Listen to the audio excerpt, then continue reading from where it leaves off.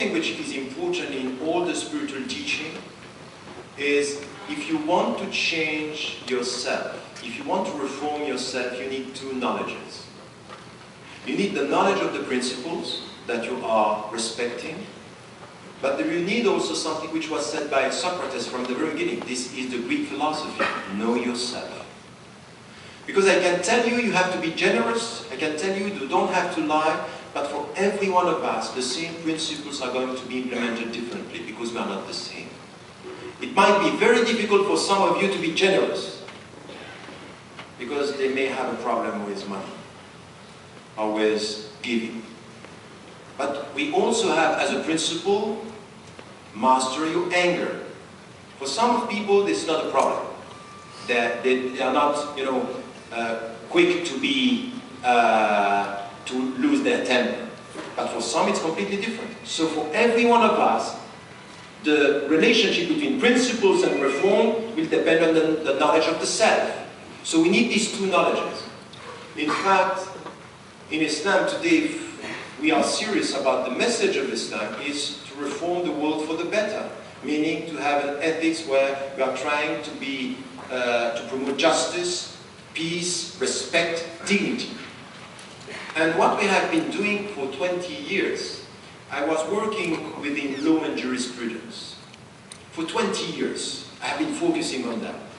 And then I realized that I was using the same concept as some scholars, but we didn't mean the same thing. In fact, for them, they are acknowledging the fact that the world is changing. But the world is changing, the cultures are diverse, the world, the technology is all that. They come back to the text and they find answer to adapt to the world. So they are adapting to the world. And very often, if you listen to what is produced by some scholars today, they always refer to two words in Arabic, al-haja wa darura. Al-haja is the necessity, the need, and darura is the necessity. Because we are in a state of necessity, it's okay, you can do it. So they are not changing the world, they are adapting to the world by coming with new rules. That's fine, we are moving, but in which direction? What is the meaning of these changes? To change the world or to adapt to the world? And this is where I came to the fundamental. And the fundamentals by questioning, I don't want an adaptation reform. I want a transformational reform. I want to transform myself for the better and to transform the world for the better. How can we do that? As I told you, if you work with law, you are always coming after the reality of the world. The world is changing and you try to catch up with the law. But we need a vision and to understand that the rules should be at the service of the vision. And this is where we need a radical reform in our understanding. That we can't rely on Muslim scholars only knowing the text or relying on the text. The scholars that are relying on the text can give us the principles and the ethics, but they are not helping us to change the world if there is not the other knowledge, which is the knowledge of the world. They will give us principles on economy, but it's not realistic. We cannot change this economy the way they are putting them. They are going to give us principles in all the fields, but it's not enough. It's only to adapt to the world. And this is where, in the book Radical Reform, Islamic Ethics and Liberation, I'm advocating something which is three dimensions, three statements. The first one is we need to go from adaptational reform to transformational reform. To understand that it's not to adapt, it's to transform for the better. The second thing which is important is we need to have at the same level scholars of the texts and scholars of the context together. Any applied ethics is not to be based only on text. If you want to be serious in medicine, if you want to be serious in economy, if you want to be serious in education, if you want to be serious on gender, you need people experiencing that to come with the knowledge, with the vision. How are we going to change the world? How are we going to make it better? Not only to come with some rules and say, these are the rules, and to dream of implementing them, but always talking about adaptation and necessity.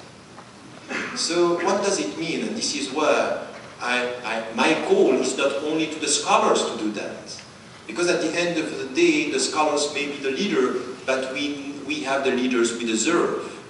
If the community is passive, if they're looking and blaming the scholars and not being involved in the process, so getting PhDs everywhere in all the fields, but not providing the community with input, with knowledge, with something which is helping this community to get a better sense of what are the challenges in every specific field, you cannot be passive and blame the scholars not to give you what you are expecting, but what you need. So there is one field, and I'm always repeating this, there is one field where the Muslims are doing very well today. And it's very much ignored by the people in medicine. In medical sciences, they are doing good. There are 3 or 4 councils around the world, and one of the most important is in Kuwait. In Kuwait, why are they doing well?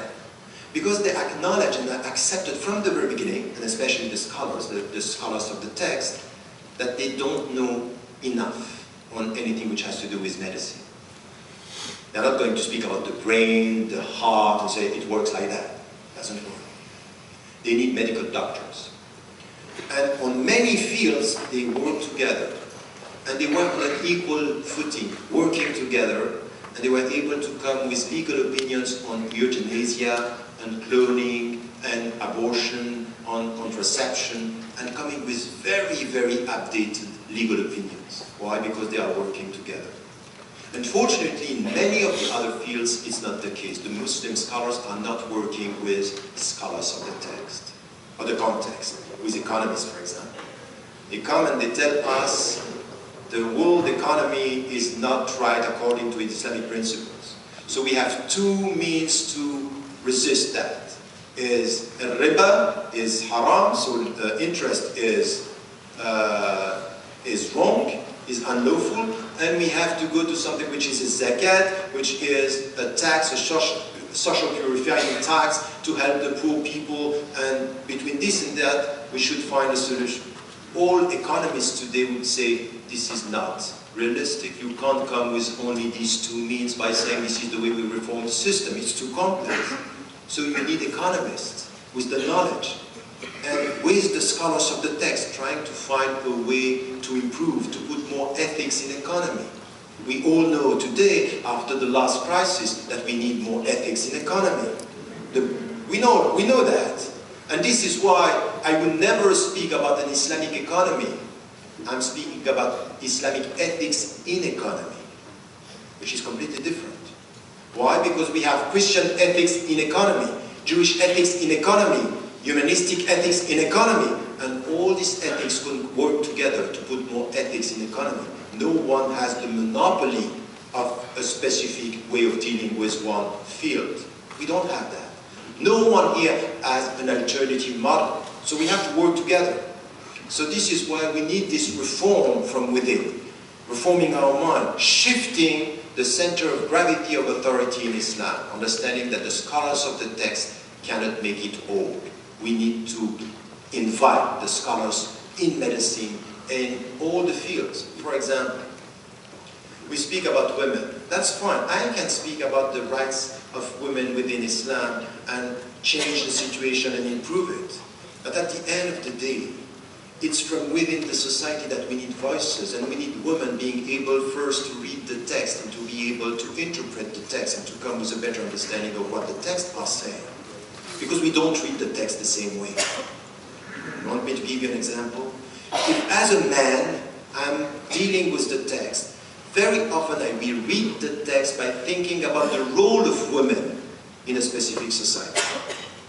While when a woman is going to start reading the text, she's not going to speak about the role of women as a daughter, as a mother, or as a wife.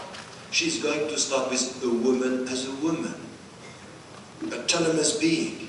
Don't put me in a role, put me in the dignity of being.